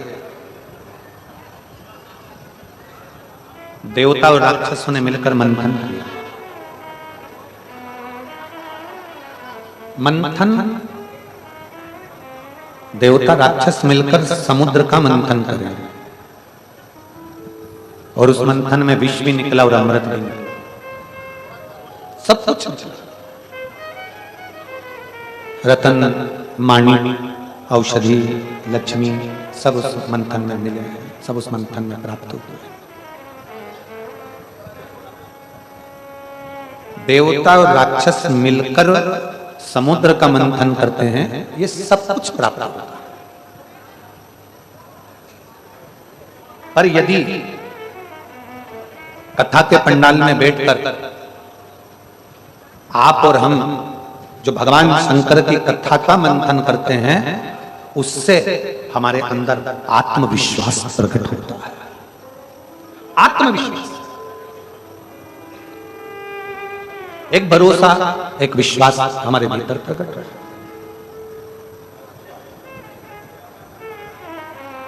केवल समुद्र का ही मंथन नहीं है, मंथन अपने विचारों का भी होना चाहिए। मंथन अपनी सोच का भी होना चाहिए। हम तो यहां तक शिव महापुराण की कथा में कहते हैं कि शंकर पार्वती मेरे देवाधिदेव महादेव और माता जगत के लिए देकर चले। आपको जिस घर में आप रह रहे हो, जिस मकान में आप रह रहे हो, जिस जमीन को आप कर रहे हो, जिस व्यापार को आप कर रहे हो, और ये सब चीज बात की बातें पहले विचार करो कि आपको भी जन्म देने वाले माता पिता घर के ही हो। आपको उस लायक कर दिया उन्होंने कि आप कुछ अच्छा कर सके, आपको उस लायक बना दिया उन्होंने कि आप कुछ श्रेष्ठ कर सके, कुछ अच्छा बना सके, श्रेष्ठ कर सके। पितरों के लिए 16 दिन है, और ये 16 दिन किसने मांगे? राजा कर्ण ने स्वर्ण का दान दिया है। राजा कर्ण ने केवल सोना ही सोना दान किया है। प्राण छूट गए राजा कर्ण, और ऐसा नहीं कि भगवान ने मौका नहीं दिया, ऐसा नहीं, मौका नहीं। महाभारत की कथा कहती है, महाभारत का चरित्र कहता है, अभिमन्यु जमीन पर पड़ा है, कर्ण सामने खड़ा है। कर्ण ने खूब सोने का दान दिया, गोल्ड ही गोल्ड दान दिया, सोना। तब भगवान कृष्ण के मन में आया, भगवान ने विचार किया कि इसने सोना ही सोना दान किया है, तो एक काम करूं कि मरेगा, ऊपर जाएगा, तो कम से कम इसको कुछ खाने पीने को तो मिल जाए, खाने पीने। मरने पर अभिमन्यु के प्राण छूट रहे हैं, चक्रव्यूह में फंसा हुआ अभिमन्यु प्राण छोड़ रहा है, सामने कर्ण खड़ा है, वहीं पर थोड़ा सा पानी का छाजल, छाजल जानते हो, एक कपड़े की होती थी जिसमें पानी भरा रहता था, वो पड़। अभिमन्यु मरते मरते कह रहा है राजा कर्ण से, मुझको वो पानी पड़ा है, थोड़ा सा पिला दीजिए। जल पड़ा है, थोड़ा सा पानी मुझे पिला दीजिए, थोड़ा सा जल पिला दो मुझे, मेरे प्राण छूट रहे हैं, वो पानी मुझे दे दो, वो पानी मुझे दे दो। कहता कहता अभिमन्यु मांगता रहा, पर राजा कर्ण ने एक बूंद पानी अभिमन्यु को नहीं दिया, प्राण छूट। भगवान कृष्ण ने विचार करा कि मैंने तो इसको मौका दिया था कि कम से कम पानी का दान दे दे तो तेरे भी काम आएगा, प्यासे को पानी पिला दे, इससे बढ़कर और क्या चाहिए, दे दो। आखिरी में अभिमन्यु मर गया, और आप सब जानते हो महाभारत के चरित्र को कि कर्ण के प्राण कहां छूटे। युद्ध के मैदान में जो छाजल पड़ी थी उसका पानी जमीन पर गिर गया था, कर्ण रथ को भगा रहा था पीछे हटाने के लिए, पहिया फंस गया उसी कीचड़ में जो पानी नहीं पिला पाया था, और उसी में फंसा, और वहीं पर राजा कर्ण के प्राण छूट गए। वहीं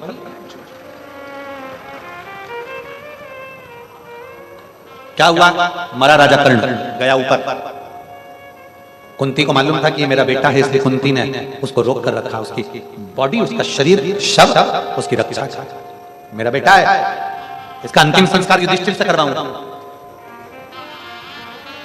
अर्जुन नकुल सहदेव से करवाऊंगा। बड़ा गया कर्ण, आत्मा जीवात्मा गई। जाते से ही पूछा क्या करा इसने? खूब सोने का दान दिया है, स्वर्ण दान दिया, स्वर्ण दान दिया। तो एक काम करो, सोने की पुड़ी, सोने का चावल, सोने का भजिया, सोने की सब्जी, सोने की कचौड़ी, सोने का समोसा खाने को दिया, सोने का पानी पीने को दिया। राजा कर्ण तड़पने लगा कि मुझे पीने का पानी तो दे दो। धर्मराज बोले तूने जमीन पर जाने पर भी एक बूंद पानी का दान नहीं दिया, वो अभिमन्यु मरता रहा, और आस रखता है कि कोई तुझे पानी पिला दे, आस रखता है तू पानी पिला दे।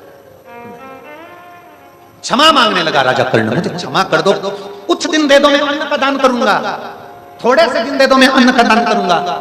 कह दिया ठीक है, इतना बिलख रहा है तो पृथ्वी पर जा, तेरे पृथ्वी पर जाकर तेरी जीवात्मा के द्वारा जाकर 16 दिन तुझे दिए हैं श्राद्ध के, उन 16 दिन में जो जितना अन्न का दान कर सकता है उतना कर, जितना। राजा कर्ण पृथ्वी पर आए वापिस, 16 दिन तक अन्न का दान करते रहे। वो 16 दिन का अन्न राजा कर्ण को फिर खाने को मिला। ये श्राद्ध के 16 दिन साधारण नहीं है।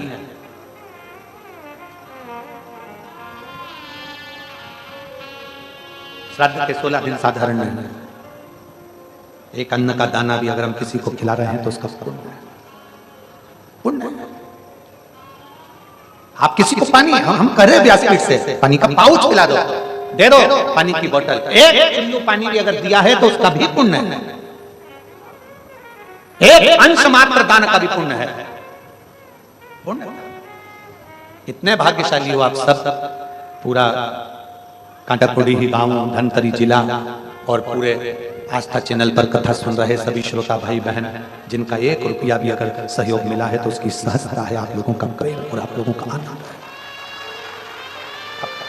देने वाले तो दे देते हैं, पर फर्ज बनता है लेने वाले का कि उसने सही जगह लगाया कि नहीं लगाया।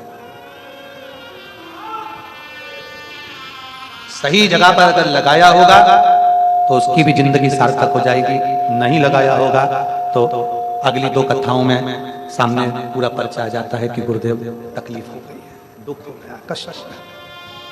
हर कथा में व्यक्ति फिर मिलता है तो कहे कि आंख से आंसू ढल रहे हैं, तकलीफ है, तकलीफ। श्राद्ध पक्ष का एक अन्न का दाना भी, श्राद्ध पक्ष का, यहां तक शास्त्र कहता है कि ब्राह्मण अगर श्राद्ध का भोजन भी करता है तो उसको गायत्री ज्यादा करना पड़ती है, तब वो भोजन पचता है।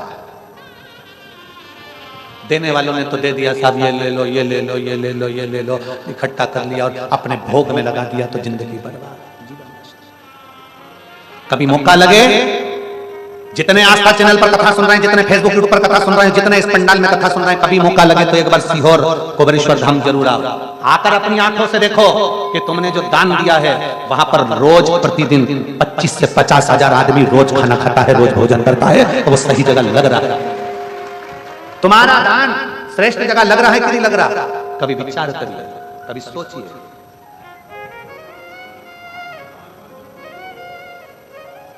शिव महापुराण की इतनी कथा करते करते करते करते ये समय हो गया, 25 साल निकल गए।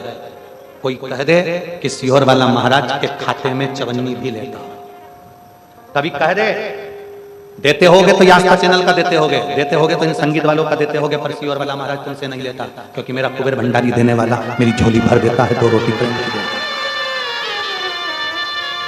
कोई नहीं कर सकता, उसके आश्रित होकर जीते। जितनी कथा कहते हैं पहले खुद पर अमल करते हैं कि हम तो बाबा के भरोसे चलते। कोई कह दे महाराज को 50 लाख दिए, 1 करोड़ दिया, उसको पकड़ कर लेकर आना, उसकी FIR हम चलकर थाने में खुद करवाएंगे। स्वयं उसके आश्रित होकर जीते हैं, उसके आश्रित, उसके जिंदगी उस शंकर की है, शिव की है, उस शंकर भगवान को समर्पित है। दान करो, कन्या दान करो, बेटी का भी दान करो तो 50 बार विचार करना कि बेटी सही घर में जा रही है कि नहीं जा रही है। गौ माता का दान करना तो 50 बार विचार करना कि गाय किसी सही के हाथ में जा रही है कि नहीं जा रही है। बेटी का कन्यादान कर दिया, गलत जगह चली गई, बेटी रोएगी तो दान करने वाले को रोना पड़ेगा। गाय का दान करा, गाय गलत जगह जाएगी, बाद में कसाई के हाथ में कटेगी तो दान करने वाले को रोना पड़ेगा। और लक्ष्मी का भी दान करो, पैसा भी किसी को दो तो 50 बार विचार करना कि वो सही जगह लग रहा है कि नहीं लग रहा। मालूम पड़े कि दूसरे के भंडार भरने में लग गया। धन गलत जगह चले जाएगा तो रोता है, बेटी गलत जगह चली जाती है तो रोती है, गाय गलत जगह चली जाती है तो रोती है, और रोना दान करने वाले को पड़ता है, किसी दूसरे को नहीं। कभी अपने मन से भाव से विचार करिएगा कि हम जो दिए हैं वो सही जगह लगे और सत्कर्म में। 16 श्राद्ध के 16 दिन मिले हैं। कथा के पंडाल में रहो, कहीं पर भी रहो, कोई भूखा है, कोई प्यासा है, चाहे तुम्हारे गांव में, नगर में, मोहल्ले में, कॉलोनी में, सोसाइटी में कोई भूखा है, उसको भोजन करा दो तो तुम्हें उतना ही पुण्य मिलेगा जितना तुमने भंडारा कराया। कोई भूखा है, प्यासा है, उसको पानी पिला दो, उतना ही पुण्य मिलेगा।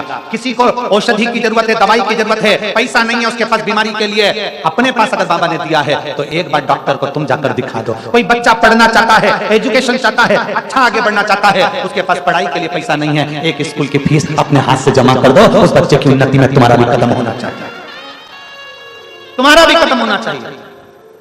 एक श्रेष्ठतम जीवन जीने का प्रयास करो, अपने आनंद के साथ। यह जरूरी नहीं कि तुम किसी को दो, अपने हाथों से करो। भूखे को भोजन, प्यासे को पानी, जय बाबा बर्फाना। कोई वृद्ध है, बूढ़ा है, बैसाखी की जरूरत है, बैसाखी की। कोई बुजुर्ग है, लगता है जरूरत है, करो। बहुत बुजुर्ग लोग रहते हैं, कथा में आने का मन होता है, कथा का पंडाल दूर लगता है, कथा का पंडाल दूर होता है और गाड़ियां दूर खड़ी होती हैं। श्राद्ध पक्ष की इस कथा से हम भी प्रयास करने का एक नियम बनाते हैं कि प्रयास करेंगे, आप सबका सहयोग मिलेगा तो वो सफलता जरूर होगी। कि बुजुर्ग लोग कथा के पंडाल में आते हैं, गाड़ी से कथा के पंडाल तक उनसे चला नहीं जाता, तो ऐसा प्रयास करेंगे कि उनको व्हील चेयर से बिठाकर आराम से कथा के पंडाल तक आए।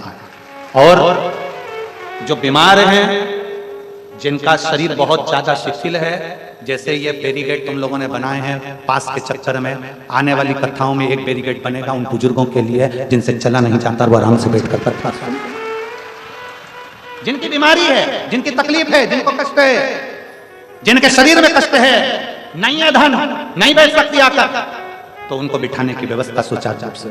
आगामी आगे की जितनी कथाएं हैं, छत्तीसगढ़ की हो, चाहे महाराष्ट्र की हो, चाहे पंजाब की हो, चाहे हरियाणा, चाहे उत्तर प्रदेश की हो, हमारे माध्यम से कथा अगर सुन रहे हो या टीवी वाले उसको काट कर भेजें कि आने वाले समय में एक बैरिकेड एक भी ऐसा बनाया जाए जिसमें बीमार और बुजुर्ग लोग आराम से बैठकर कथा का स्थान कर सके। उनकी व्यवस्था हो और वो सुचारू रूप से कथा का पान कर सकें, कथा सुन सकें, क्योंकि बहुत तमन्ना है लोगों की। कोई बहुत गरीब बड़ा है, नहीं आगे पहुंच सकता, शरीर शिथिल है, बच्चे लेकर तो आ जाते हैं, डरा देते हैं, कहाँ जाओगी, कहाँ बैठोगी। उनके लिए व्यवस्था अब आप और हमको करना। व्यवस्था नहीं होगी उन लोगों के लिए तो हम व्यासपीठ छोड़कर एक दिन की कथा बाजकर वहां से चले जाएंगे, दूसरे दिन की कथा नहीं होगी। उनकी व्यवस्था नहीं तो कथा नहीं, टीवी पे से सुनाएंगे, प्रेम से सुनना, कुबेरेश्वर धाम वाला कथा। आप व्यवस्था करेंगे उनके लिए तो हम भी कथा करेंगे, क्योंकि तुम लोगों से धन की मांग के साथ कथा नहीं। आपने दिल से जाकर लिखा दिया, हम आपको केवल आपका चेहरा देखते हैं, हमको ये भी नहीं मालूम कि तुम करोड़पति हो कि अरबपति हो कि गरीब हो। हमने तो तुम्हारा दिल देखा, कथा देखी। हम ये नहीं देखे करोड़पति को देना होती तो कथा ढेर हो जाती। ये वनवासी क्षेत्र में कथा चल रही है और वनवासियों ने अपना पत्र तक यहाँ भर भेजा। और क्या पत्र भेजा है, उनकी पूंजी देखिए, उस पत्र की पूंजी को देखेंगे तो उस पत्र में उन वनवासियों ने लिखा है, यहाँ के लोगों ने, हम ग्राम कांटाकुड़ी के निवासी हैं, क्षेत्रवासी हैं, हम इस वनवासी क्षेत्र में रहते हैं गुरुदेव, हमारे पास में इतना तो नहीं कि हम कुछ कर सकें। आज पूरा धमतरी जिला इस गांव की ओर देख रहा है। ये कांटाकुड़ी ऐसा गांव है जो लोगों की दृष्टि में क्या मापदंड में भी ना आए, पर आज पूरे विश्व में इस कांटाकुड़ी गांव को लोगों ने देखा है। गुरुदेव, हमारे गांव के लोगों ने जितना बन सका, अतिथि सेवा, भोजन भंडारा सेवा, मेन पंडाल सेवा, हमारे पास में धन तो नहीं था पर हमसे जैसा बना वैसा करा। गुरुदेव, हमारे गांव की गाय हम चराते हैं और चराने के बाद में ही हमारे पास में उसका पैसा मिलता है, उससे हमारा व्यापार होता है। 5 दिन पब्लिक को देखते हुए हमारे गांव की गाय, हमारे घर की गाय चरने के लिए नहीं गई। 5 दिन हमने अपने गांव की गाय को अपने घरों में सेवा करी। 5 दिन तक अपनी गौ माता की हमने घर में सेवा करी। पर सत्य कहते हैं गुरुदेव, जो 5 दिन हमने गौ माता की सेवा अपने घर में करी है, इस श्राद्ध पक्ष में बाबा ने ना जाने ऐसी क्या कृपा करी कि हमें जो हम चराने से प्राप्त करते थे, बाबा ने उससे 4 गुना हमको घर में गाय की सेवा करने से दी। शिव तत्व की प्राप्ति। आपका विचार शुद्ध है, आपका भाव शुद्ध है, भाव शुद्ध है तो ये कथा भी शुद्धता के भाव में, भाव शुद्ध, निर्बलता।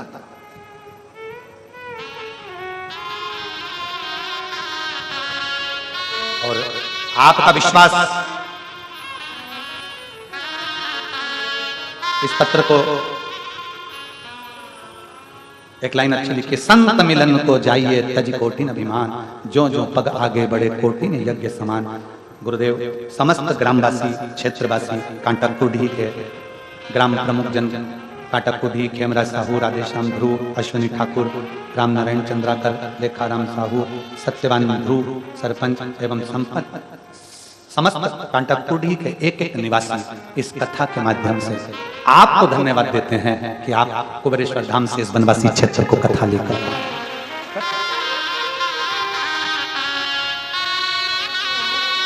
वनवासी क्षेत्र है, पूरा भारत, पूरे श्रोताओं ने इसमें सहयोग दिया। बाबा की ये कथा विराम की ओर जावेगी, पर दिल से सुनी, दिल से श्रवण करी तो मेरा भोलेनाथ भी दिल से देने में कमी नहीं रखेगा। 16 दिन श्राद्ध के कर्णों को मिले हैं, उस 16 दिन का सदुपयोग करिए। बाबा ने धन दिया है तो धन का सदुपयोग करिए, शरीर दिया है, शरीर का सदुपयोग करिए। मन दिया है तो मन का सदुपयोग करें, दिल से करें। आगामी कथाओं का तो वर्णन है। 12 ज्योतिर्लिंग का स्मरण सोमनाथ जी का वर्णन किया, चंद्र की काया का रोग ठीक किया, मल्लिकार्जुन बाबा के रूप में भगवान षडानंद कार्तिकेय को मनाने पहुंचे, दूषण नाम के राक्षस का संहार कर कर महाकाल बन गए, विंध्य पर्वत के तप से ओंकार बन गए, नर नारायण को वर देकर केदारनाथ बन गए, भीम का संहार कर कर भीमा शंकर बन गए, मनु शत्रुपा के तप के बल से भगवान विश्वनाथ बन गए, गौतम बाबा के श्राप के मुक्त से त्र्यंबकेश्वर बन गए, रावण को अपना स्वरूप देने से वैद्यनाथ बन गए, दारुक नाम के राक्षस के संहार से नागेश्वर बन गए, राम जी के द्वारा प्रतिष्ठित होने से रामेश्वर बन गए, और सुधर्म नाम के ब्राह्मण की पत्नी भूष्मा के बेटे को जीवित करने से कृष्णेश्वर बन गए। 12 ज्योतिर्लिंग का स्मरण किया, बिंदु प्रेत योनि से मुक्त हुआ। चंचुला देवी बड़े भाव से अखंड सौभाग्यता धारण कर कर चली, अखंड। और ये कथा तुमरुका जी ईश्वर जी गोरा जी को श्रवण कराए, भाव से जो शिव महापुराण की कथा को श्रवण करता है, सुनता है, धारण करता है, मेरा देव अधिदेव महादेव उसकी झोली खुशियों से भरता है। दिल से इस कथा को आप लोगों ने स्वीकार करा। धमतरी क्षेत्र छत्तीसगढ़ की यह पवित्र भूमि, जिस छत्तीसगढ़ को धान का कटोरा कहते हैं, इस पवित्र भूमि पर बैठकर आप लोगों ने इस कथा को सुना। छत्तीसगढ़िया दिल से इस कथा को स्वीकार किया, भाव से कथा को सुना। सभी सेवादार, सभी अधिकारीगण सबको साधुवाद देते हुए आप लोगों को बहुत बहुत बधाइयां देते हुए आज कथा को विराम की ओर लेते हैं। आस्था चैनल के जितने श्रोता भाई बहन हैं, फेसबुक यूट्यूब के जितने श्रोता भाई बहन हैं और पंडाल के जितने श्रोता भाई बहन हैं, प्रयास करो, नियम बनाओ, अपने हाथ का एक लोटा जल महादेव को अवश्य चढ़ाओ, सारी समस्या का हल एक लोटा जल। बोलबम का नारा है, अपनी गाड़ी, अपना मकान, अपना दुकान, अपनी जायदाद पर शंकर का एक नाम अवश्य लिखो, श्री शिवाय नमस्तुभ्यम। श्री शिवाय नमस्तुभ्यम लिखा, कलयुग उसमें प्रवेश नहीं करेगा, भगवान शंकर का वो घर बन जाएगा, उसमें दुख तकलीफ कभी ना आएगी। बाबा उसको स्वीकार करेगा कि ये मेरा घर है। आपका नाम जिस मकान पर लिखा रहता है उसमें तुम आराम से प्रवेश कर जाते हो, क्योंकि इस मकान पर मेरा नाम है। जिसके घर, दुकान, गाड़ी पर श्री शिवाय नमस्तुभ्यम लिखा रहता है, उसके अंदर मेरा शंकर प्रवेश कर जाता है कि ये मेरा घर है, मुझे संभालना है, मुझे संभालना है, ये मेरा अपना है, उसको संभाल। प्रेम से भजें। अगली कथा परसों से 26 तारीख से 1 बजे से 4 बजे तक अपन सब आस्था चैनल पे श्रवण करेंगे, पितरों की कथा का लाभ लेंगे और अपने जीवन को सार्थक बनाएंगे। सभी श्रोता भाई बहनों को, सभी सहयोगियों को, अन्न क्षेत्र में जिन्होंने सेवा दी है, चाहे कुबरेश्वर धाम बिटले सेवा समिति का अन्न क्षेत्र हो, चाहे ये सुंदर अन्न क्षेत्र यहाँ की संस्था का हो, और जितने लोग कहीं पूरी सब्जी, कोई पानी, कोई कुछ बांट रहा है। आज हम आ रहे थे तो रोड पे भी इस साइड टेंट लगाकर कुछ लोग सामग्री बांट रहे थे, उनको भी बहुत बहुत धन्यवाद है। जितने लोग आस्था चैनल के माध्यम से, ऑनलाइन टीवी के माध्यम से जो सहयोग दिए हैं, तुम्हारा 2 रुपया 5 रुपया जो मिला है अन्न क्षेत्र में लगकर इतने शिव भक्तों के मुख में जाए और उनका भी कल्याण हो, यही भाव से आज कथा विराम की ओर जा रही है।